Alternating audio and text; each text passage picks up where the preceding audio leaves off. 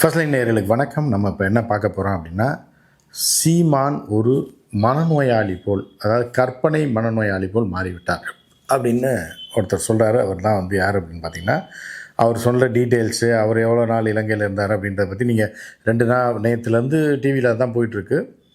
News 18 கார்த்திகேயனுக்கு Santhosh என்கிற cameraman பேட்டி கொடுத்துருக்காரு. அதில் வந்து சீமான் வந்து பிரபாகரன் அவர்களை சந்தித்ததை 7 நிமிடம், 6லேருந்து 6, 7 இல்லை அதிகபட்சம் 8 நிமிஷம் தான் இருக்கும். அதுவும் அந்த ஃபோட்டோ எடுத்த தருணத்தையும் சேர்த்து அப்படின்னு சொல்லியிருக்காரு. அவர் பல்வேறு விஷயங்களை சொல்லியிருக்காரு. அதில் முக்கியமான பல விஷயங்கள் இருக்குது. நமக்கு வந்து தனிப்பட்ட முறையில் சீமான் மேலேயோ இல்லை இது மேலேயோ இல்லை, நாம் தமிழர்கள் தான், நாம் தமிழன் தான், தமிழ் தேசியம் பல முறை இலங்கைக்கு மட்டும் 9 தடவை சென்று வந்திருக்கிறோம். அதாவது செய்திக்காக போர் முடிந்து, இலங்கையோட இறுதி போர் முடிந்ததுக்கப்புறம் ஆத்தரைஸ்டு ஜேர்னலிஸ்ட்டாக முதல்ல அந்த மண்ணில் கால் வச்சது நான் தான். அக்ரெடேஷன் கார்டோட, இலங்கையோட அக்ரெடேஷன் கார்டோட போராடி அங்கே சென்று அந்த விசா கிடைக்கிறதுக்கு எவ்வளோ கஷ்டப்பட்டோன்னு எனக்கு தெரியும். அந்த தூதர் இன்னும் இருக்கார், இப்போ ஜப்பான் தூதராக இருந்தார். இப்போ சமீபத்தில் இந்த ஆட்சி மாற்றத்துக்கு பிறகு அவர் என்ன பணியில் இருக்காருன்னு தெரியல. அவர் தான் இலங்கைக்கான இந்திய தூதராக சென்னையில் இருந்தார். சரிங்களா? ஸோ அந்த மாதிரி இடம் போய்ட்டு வந்திருக்கோம். இதெல்லாம் இது விட்டுருங்க, இதை அதுக்கப்புறம் பேசிக்கலாம். ஸோ இப்போ வந்து என்ன அப்படின்னு பார்த்தீங்க அப்படின்னா, சந்தோஷ் என்கிற கேமராமேன் யார் அப்படின்னு பார்த்தீங்கன்னா, இவர் ஐபிசி தமிழ்னு ஒரு சேனல், இலங்கையர்கள் நடத்தக்கூடிய ஒரு சேட்டலைட் சேனல் இருந்தது. இது இப்போ இல்லை, இப்போ யூடியூபாக இருக்குது. அந்த சேனலில் கடைசியாக அவர் தலைமை பதவியில் இருந்தார். அது ஈழத்தமிழர்கள் அவருக்கு ஏதாவது செய்யணுன்றதுக்காக செய்யப்பட்டது தான் அந்த பதவி. ரைட்டு, அதை விட்டுருங்க. இப்போ இந்த சந்தோஷ் என்பவர் ஒரு கேமராமேனு. இவர் வந்து என்ன பண்ணுறாருன்னா, இவர் இலங்கை போகிறாரு. எப்போனா இறுதி போருக்கு 1 வருடத்திற்கு முன்பு அங்கே இருக்கார். கிட்டத்தட்ட 6-7 மாதங்கள் இருக்கார். ஏன்னா 6-7 மாதங்கள் அப்படின்னா, இறுதி போர் 2009 நடந்தது இல்லையா? அதற்கு முந்தைய வருடம் 2008-7 காலகட்டங்களில் போகிறாரு. கிட்டத்தட்ட 7-8 மாதங்கள் கிளிநொச்சி போன்ற பகுதி, அதாவது புலிகள் கட்டுப்பாட்டில் இருந்த முதல் போர் வந்து இறுதி போர் துவங்கிய இடம் வந்து கிளிநொச்சியில் உள்ள வாட்டர் டேங்க் தான். ஸோ அந்த பகுதியிலேருந்து தான் முதல்ல போர் தொடங்கி அப்படியே நெருக்கி போயிட்டு முள்ளிவாய்க்காலில் போய் முடியுதுன்னு வச்சுங்களேன். ஸோ இந்த பகுதிகள் எல்லாமே தீவிரமான போர் நடந்து கொண்டிருந்த காலத்தில் அங்கே வந்து டாக்குமெண்ட்ரி எடுப்பதற்காக, அதாவது புலிகள் எல்லாத்தையுமே ஆவணப்படுத்தணும்னு விரும்புவாங்க. என்ன பண்ணியிருக்கோம், என்ன பண்ண போகிறோம் அப்படின்றது இது கடந்த காலத்தில் அவர்களை பற்றி ஆய்வு செய்தவர்களுக்கு நன்றாக தெரியும். சரியா? அப்போ வந்து என்ன பண்ணுறாருன்னா, பிரபாகரன் என்ன பண்ணுறாரு, ஈழத்தமிழர்களை அடுத்த கட்டத்தை நோக்கி நகர்த்த வேண்டும். இப்போ சினிமா, ஈழத்தில் வந்து இப்போ வந்து அவர்கள் வந்து மிகப்பெரிய பாடகர்கள். அதாவது என்னென்னா 80களிலே பார்த்தீங்க அப்படின்னா, ரேடியோவில் உலகத்திலே சிறந்த ரேடியோ எது அப்படின்னு பார்த்தீங்கன்னா இலங்கை ரேடியோ தான்.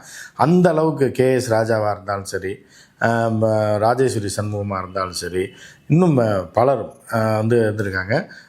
இவர்கள் வந்து என்னென்னா ஒரு சூப்பர் ஸ்டாராக இருந்திருக்காங்க. ரேடியோ ஜாக்கியாக இருந்து கொண்டு தமிழக மக்கள், அதாவது தென் தமிழகத்தைச் சேர்ந்தவர் மதுரை வரைக்கும் அந்த ரேடியோ எடுக்கும், இலங்கை ரேடியோ எடுக்கும். ரூபாவாகினி, அதாவது அது வந்து ஒரு டிவி ஸ்டேஷன், கவர்மெண்ட்டோட டிவி ஸ்டேஷன் எடுக்கும். ஸோ இதெல்லாம் வந்து மிகப்பெரிய ரசிகர்களாக தமிழகத்திலும் சரி உலகம் முழுவதும் பரவி இருக்கக்கூடிய தமிழர்கள். கேஎஸ் ராஜாவை தெரியாதவங்க இருக்க மாட்டாங்க.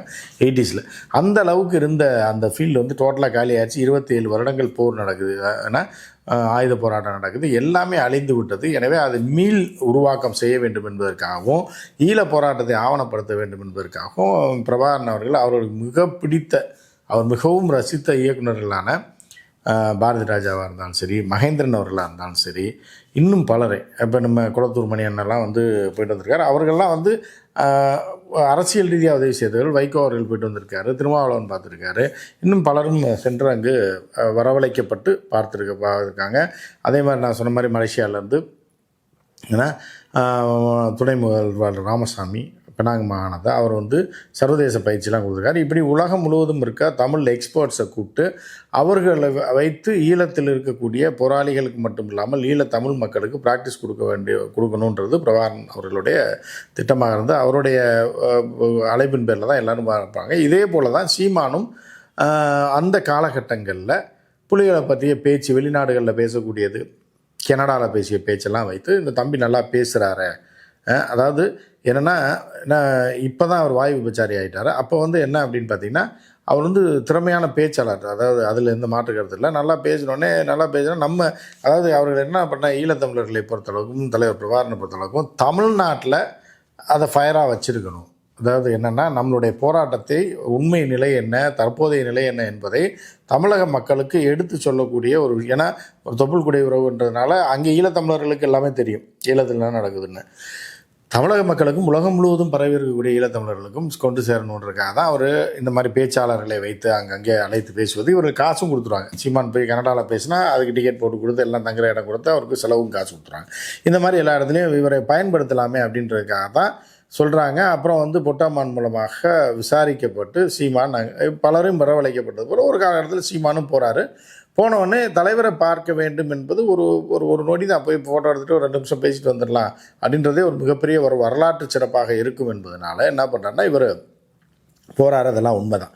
இப்போ இவர் கொடுத்த பேட்டியில் சொல்லக்கூடிய முக்கியமான சாராம்சம் என்ன அப்படின்னு பார்த்தோன்னா, ஏன்னா இவர் தான் உயிரோடு இருக்கக்கூடிய ஒரு நபர். யார்? சந்தோஷ் கேமராமேன் தான் தற்போது. ஏன்னா புலிகள் இயக்கத்தில் எல்லாமே அழிஞ்சு போயிட்டாங்க. டோட்டலாக அந்த இயக்கமே வந்து மௌனிக்கப்பட்டு விட்டது. ஆயுத போராட்டம் நின்று போச்சு.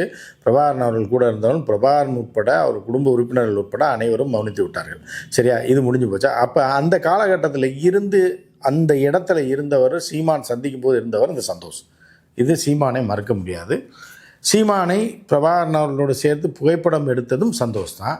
அதை வீடியோ எடுத்ததும் சந்தோஷ் தான்.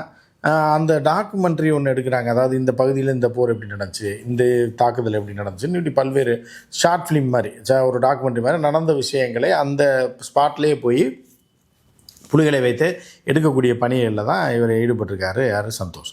ஸோ இப்படி இருக்கும்போது அந்த நேரத்தில் தான் இவர் யாருன்னு தெரிலனா கூட இவரும் போகிறாரு, இவரை புகைப்படம் இருக்கிறார், எல்லாம் இருக்கிறாரு. இதையும் பதிவு செய்கிறாரு இந்த பேட்டியில். கார்த்திகை செல்வன் கொடுத்த பேட்டியில் பதிவு செய்கிறாரு. ஸோ அதுக்கப்புறம் ஒரு விஷயம் சொல்கிறாரு, இவர் வந்து ஒரு ஸ்டேட்டஸான மனிதர் கிடையாது அப்படின்ற மாதிரியான ஒரு விஷயத்தை சொல்கிறார். இவர் வந்து இறுதி போர் நடந்து கொண்டிருந்த போது என்ன ஒரு ஸ்கைப்பில் பேசும்போது ஒரு பெண்ணை வைத்து கொண்டு இன்ட்ரடியூஸ் பண்ணார்னா, இது வந்து விடுதலை புலிகள் இயக்கத்திற்கு ஆகவே ஆகாத ஒரு விஷயம். அதை மட்டும் நீங்கள் புரிஞ்சுங்க. பெண்கள் விவகாரம் மட்டும் அவர்களுக்கு எந்த காலத்தையும் அவர்கள் ஏற்றுக்கொள்ள மாட்டார்கள். எனவே அன்று முதல் அந்த விஜயலட்சுமி என்கிற பெண் வந்து அதில் தோன்றார், ஸ்கைப்பில் தோன்றார். சீரியஸாக வந்து போர்க்களத்தில் இருப்பவர்களோட பேசிகிட்டு இருக்கும்போது, பரவாயில்ல இவர் நம்ம ஃப்ரெண்டு தான், இங்கே தான் என் கூட தான் இருக்காங்க, அப்படி இவங்க பேசணும்னு விரும்புகிறாங்கன்னு சொல்லி அவரையும் பேச வைத்திருக்கார். எதற்காக பேச வைத்தார் என்று தெரியவில்லை. ஸோ இதிலிருந்தே அவரை வந்து இது பண்ணிட்டாங்கட்டாங்க. இன்னொரு விஷயம் அவர் என்ன தெளிவாக சொல்கிறாருன்னா, சந்தோஷ் இவர் வந்தது பார்த்ததெல்லாம் உண்மை. ஆனால் மொத்தமே 7 நிமிஷம் தான் இருந்தார். ஆனால் இவருக்கு கற்பனா வியாதி இருக்குது. பலரும் அங்கே நடந்த கதைகளை சொல்லும்போது அதை தன்னோடு இணைத்து கொண்டு தன் கதையாக சீமான் சொல்லி வருகிறார் அப்படின்ற மாதிரி சொல்கிறார். ஸோ அப்படி இருக்கும்போது இது ஒரு குடிநோயாளியை போல், மனநோயாளியை போல் சீமான் பல கதைகளில் தானும் இருப்பேன். நீங்கள் வந்து அதற்கு ஒரு உதாரணம் என்ன பார்த்தீங்கன்னா, வந்து நான் 4வது படிக்கும்போது சின்ன பையனாக இருப்பேன், போய் கராத்தே போட்டியில் அடித்தவனை வீழ்த்தினது அப்படின்னு சொன்ன கதையாக இருக்கட்டும், கபடி போட்டியில் போய், இதெல்லாம் வந்து இவர் கற்பனையில் சொல்கிறது. பார்த்துட்டு கற்பனையாக வந்து சினிமா கதை சொல்கிற மாதிரி சொல்லக்கூடியது. அப்போ இவர் இதை தான் சொல்கிறாருன்றதையும் நம்ம உறுதிப்படுத்திக்கலாம். ஸோ இப்படி வந்து அவர் என்ன சொல்கிறாரு அப்படின்னா, சீமான் மேலே எனக்கு எந்த வன்மமும் கிடையாது, யாருக்குமே கிடையாது. ஆனால் சீமான் சேர்ந்திருக்கிற இடம், சீமானை விதைத்தவர்கள் யார்? அதாவது இறுதிப் போருக்கு பிறகு, அதாவது சீமான் அங்கே போய் பார்த்துட்டு வந்த பிறகு சீமானை ஒரு உளவு அமைப்பு கையகப்படுத்துகிறது. அதோட உத்தரவின் பேரில் அதை சார்ந்தவர்கள் சார்பில் இவர் இப்போது செயல்பட்டு வருகிறார் அப்படின்றது தான் முக்கியமான. இதை முதல்ல நம்ம உடைச்சது நம்ம தான். தமிழ்நாட்டில் சீமான் வந்து இயக்கப்படுகிறார். அவர் வந்து யாரால் இயக்கப்படுகிறார் அப்படின்றத முதல்ல நீங்கள் என்னோடய வீடியோ எடுத்து பார்த்தீங்கன்னாலும் சரி, தமிழ்நாட்டில் பலரும் இன்று பேசி கொண்டிருக்கிறார்கள் சீமானுக்கு எதிராக. நான் சொன்ன இந்த கருத்தை அவர்கள் பேசி கொண்டிருக்கிறார்கள். நீங்கள் முதல்ல யார் இதை பற்றி பேசினார்கள் என்று பார்த்தீங்கன்னா தெரியும். சீமான் வந்து யாருடைய கைக்கூலி என்பதையும் நீங்கள் புரிந்து கொள்ள வேண்டும். சீமான் வந்து நல்ல பேச்சாளர், தமிழர்களை பற்றி பேசுகிறது, தமிழில் கலாச்சாரத்தை பற்றி இதை பற்றி பேசுகிறதுலாம் ஓகே. இது வரைக்கும் தான் சீமானை நம்ம எடுத்துக்க முடியுமே தவிர, அதற்கப்புறம் சீமான் யாரால் இயக்கப்படுகிறார், எதற்காக இயக்கப்படுகிறார், பெரியாரை தமிழக மக்கள், அதை தான் நான் பேச மாட்டேன்னு சொல்லியிருக்கேன். பெரியார் சீமான் விஷயத்தை நான் பேசலை. பெரியாரை அகற்ற வேண்டும், திமுகவை எதிர்க்க வேண்டும், ஊழல் அதுன்னு சொல்லி குடும்ப அரசியல்னு சொல்லி இந்த 2 அசைன்மெண்ட்டு தான் மத்தியில் அவர் கொடுக்கப்பட்டிருக்கிறது. கொடுத்த ஏஜென்ட் யாருன்னா இந்த லோக்லோக் பத்திரிகையோட ஆசிரியர். இவர் தான் எல்லாத்தையும் இந்த நபரை இயக்கி கொண்டிருக்கிறான்றது உறுதிப்பட தெரிய வந்திருக்கிறது. இப்போ அந்த காலகட்டங்களிலே நீங்கள் போயிட்டு சீமான் என்று சொல்வதற்கும் அன்னைக்கு நடந்ததும் முழுவதும் பொய் என்பதை சந்தோஷ் அங்கே இருந்த கூட வேறு யார், இப்போ நம்ம சொன்னால் கூட அனுமானத்தில் சொல்கிறாங்கன்றாங்க, இல்லை யாரோ சொன்னான்னா உனக்கு யார் சொன்னான்னு கேட்பாங்க. நம்ம ஒரு பத்திரிகையாளராக சொல்கிறோம், நம்ம பலரை சந்திக்கிறோம், பலரை பார்க்குறோம், அங்கே இருந்தவர்களை சந்தித்திருக்கிறோம், அவர்கள்டையும் பேசியிருக்கிறோம். இன்று வரை இப்போ ஒரு பேட்டி எடுக்கிறோம், ஒரு இப்போ உலக தமிழர்களில் யாராவது இருக்காங்க பேலன்ஸ் இருக்கிறவங்ககிட்ட நம்ம பேசுகிறோம்னு வச்சுங்களேன். சார் அது கூட அதையும் தாண்டி கூடயே இருந்த இந்த சந்தோஷ் வந்து தெள்ள தெளிவாக சீமானுக்கு இது ஒரு மனநோய் போல மாறிவிட்டது, கற்பனையை உண்மை என்று பேசி வருகிறார். அது மட்டும் இல்லாமல் அவர் சந்தோஷ் சொல்லக்கூடிய இன்னொரு முக்கியமான விஷயம், இவர் வந்து யாரையெல்லாம் புலிகள் இயக்கத்தோட நெருக்கமாக காட்டிக்கிட்டாரோ அவர்களெல்லாம் ஒரு நாள் பிடித்து சிறையில் இடப்பட்டார்கள் இந்தியாவில். அப்போ சீமான் மேலே ஒரு சந்தேகம் வருகிறது அப்படின்றது இதுதான் வந்து ஒரு முக்கியமான விஷயமாக சீமான் விவகாரத்தில் பார்க்கப்படுது. இந்த அச்சத்தின் காரணமாகத்தான் சீமான் வந்து எவ்வளோ ஆபத்தானவர், இவர் வந்து டபுள் ஏஜெண்ட்டாக செயல்படுகிறாரோ அப்படின்ற ஒரு சந்தேகம் வந்து பொதுவாக வெளிநாடு வாழ் ஈழத்தமிழர்களுக்கு தற்போது வர துவங்கி இருக்கிறது. எப்போனா இந்த பெரியார் மேட்ரை அவர் பேசினதுக்கப்புறம் இவரை பற்றி பல உண்மைகள் வெளியே வர ஆரம்பிக்குது. வெளியே வர ஆரம்பிக்கும் போது இவர் ஒரு டபுள் ஏஜெண்ட்டாக இருக்குமோ அப்படின்ற மாதிரியான ஒரு தகவல் உலகம் புறா பரவி இருக்கிறது. ஸோ எனவே இதற்காகத்தான் நாம் சொல்கிறோம், சீமானை இயக்குவது யார், எதற்காக சீமான் களம் அதாவது சீமான் முதல்ல ஆரம்பத்தில் ஒரு அனுதாபியாக இருந்திருக்கலாம், அதெல்லாம் ஓகே, பிரபாகரனை சந்தித்திருக்கலாம். ஆனால் அதற்கு பிறகும் ஒரு 5 வருடங்களுக்கு 4 வருடங்களுக்கு பிறகும் கட்சி ஆரம்பித்ததுக்கு பிறகும் அதுக்கப்புறம் சில நாட்களுக்கு பிறகு யார் இவரை கைப்பாவையாக கையில் எடுத்து காசு கொடுக்குறாங்களோ அவர்கள் சொல்படி மாறி மாறி மாறி கடைசியில் அவர்களுடைய கைக்கூலியாகவே மாறிவிட்டார் என்பதை நாம் தான் முதலில் இந்த தமிழ்நாட்டில் வெளிப்படுத்தியிருந்தோம். நீங்கள் நம்ம வீடியோ எடுத்து பார்த்திங்கன்னா தெரியும். 3 மாதம் 4 மாதத்துக்கு முன்னாடி. இன்று தான் எல்லோரும் அதை பற்றி பேச ஆரம்பித்திருக்கிறார்கள். ஏதோ உண்மை தெரிந்தால் சரி, சீமான் யார் என்பதை எல்லோரும் புரிந்து கொண்டால் சரி அப்படின்றது தான் நம்மளுடைய நோக்கம் வந்து இது கிடையாது, தமிழர்களுக்கு எதிரானது கிடையாது.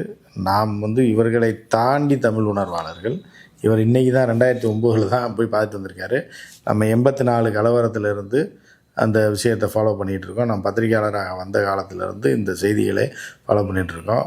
ஏன்னா போருக்கு பிறகும் சரி இதுக்கும் சரி கிட்டத்தட்ட 9 முறை அங்கே சென்று வந்திருக்கிறோம். எனவே நம்ம வந்து இதை சொல்லுவதில் எந்த தயக்கம் கிடையாது. சீமான் இயக்கப்படுவது யாரால் என்பது தற்போது கூட இருந்தவரே இவர் 7 நிமிஷம் தான் சந்திச்சிருக்காரு.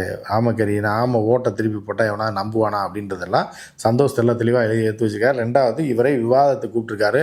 அந்த விவாதத்திற்கு சீமானும் வருவதாக ஒப்புக்கொண்டுள்ளதாக கார்த்திகை செல்வன் தன்னுடைய முகநூல் பதிவில் போட்டிருக்காரு. இருவரும் ஒத்துக்கொண்டாங்க. சீமான் வந்து யாரோ சந்தோஷோட டிபேட்டுக்கு வராரு அப்படின்னு. அப்படி வந்தால் சீமான் கிழித்து தொங்க விடப்படுவார் அப்படின்றத நம்ம பார்க்கலாம். ஸோ என்ன நடக்குதுன்னு நம்ம பார்ப்போம். மற்றும் ஒரு நிகழ்ச்சியில் சந்திப்போம். நன்றி, வணக்கம்.